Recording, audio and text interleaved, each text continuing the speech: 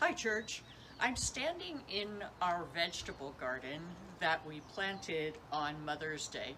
And it's not quite done, but we've got some tomatoes here, some pumpkins, some zucchini, some varieties of peppers, and some herbs. And the garden always reminds me of lessons from the Bible. One of those is found in Galatians chapter 6. And it says this: "Do not be deceived, God is not mocked. For whatever a man sows, this he will also reap." And I think that's really easy to see here. We are planting tomatoes and zucchini and pumpkin and peppers. We're not going to get watermelon, and we're not going to get cucumbers, and we're not going to get carrots and radishes because we didn't plant them. And that is a biblical truth, that what we plant is what we harvest. And in this passage particularly, it's talking about whether or not we sow things that are for eternal value, sow things to the spirit, or whether we sow things to the flesh.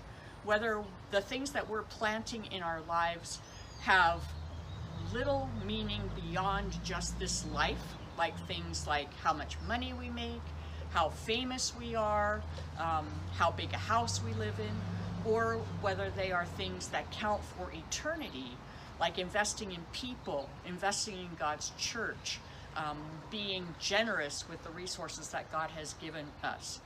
Just like we're not going to reap watermelon and radishes and carrots, if I invest my life in things that are just for this world, I'm not going to reap benefits for eternity. So my challenge to us this week is, as we look at the things that are blooming around us, or maybe even as you plant a little vegetable garden, that we would remember that what we sow is what we're going to harvest, and that would be an encouragement for us to sow, to plant the things that we really want to harvest in eternity. God is faithful to his promises, and what he says is, what we sow is what we'll reap. That can be positive news, or that can kind of bring us up short. The good news is, in God's kingdom, unlike in my garden, it's never too late to begin sowing the right things. If it's not corn season in my garden and I plant corn, chances are that corn's not going to grow.